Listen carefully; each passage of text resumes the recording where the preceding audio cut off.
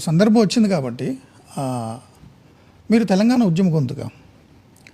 So మీ daddy మీరు లెటర్లో రాశారు కాబట్టి డాడీ అని సంబోధిస్తున్నా. మీ డాడీ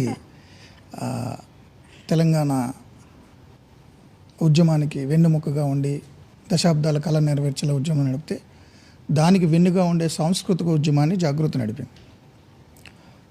సో మీరు పార్లమెంట్లో కూడా ఒక గొంతుకు బలమైన గొంతుకు వినిపించారు. నేషనల్ లెవెల్లో ఒక బలమైన మహిళా నాయకులు సుప్రియా సూలే, కనిమొళి, కవిత అనే స్థాయిలో మీరు ఫస్ట్ టైం ఎంపీ అన్న మీ గొంతు వినిపించారు. సడన్గా జైలు అనేసరికి ఏమనిపించింది మీకు? టార్గెట్ మీ డాడీ మీద టార్గెట్ చేసి మిమ్మల్ని చేసినట్టా లేదా మీరే టార్గెటా? అంటే రాజకీయాలు ఇప్పుడు ఎట్లా అయిపోయాయంటే అండి, మొత్తం ఇండియా వైడ్గా మీరు చూస్తే ప్రతి రాష్ట్రంలో చూసుకుంటూ వస్తే జమ్మూ కాశ్మీర్ దగ్గర నుంచి కన్యాకుమారి వరకు అన్నీ కూడా కన్నుకు పన్ను అనేటటువంటి ఒక ఆటవిక న్యాయం వైపు మన రాజకీయం వెళ్తుంది, which is really unfortunate.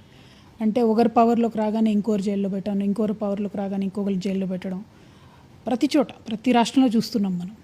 And ఇప్పుడు పవర్ఫుల్గా ఒక యూనియన్ గవర్నమెంట్ ఎమర్జ్ అయింది కాబట్టి, అంతకుముందు ఎట్లయితే కాంగ్రెస్ పార్టీ ఒక ఫోన్ కాల్తోని లేకపోతే ఒక సీల్డ్ ఎన్వలప్తోని ముఖ్యమంత్రులు మార్చేసి జైళ్ళలో పెట్టేసి ఇటువంటివి చేశారో, ఇప్పుడు బీజేపీ కూడా అదే పని చేస్తూ ఉంది.